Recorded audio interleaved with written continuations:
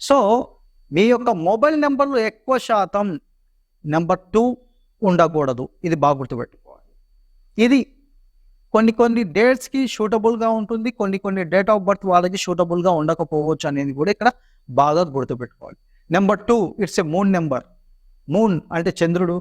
చాలా soft nature, చాలా మెతక స్వభావం. డిసప్పాయింట్మెంట్స్ అంటే తొందరగా మూడ్ ఆఫ్ అవుతూ ఉంటారు.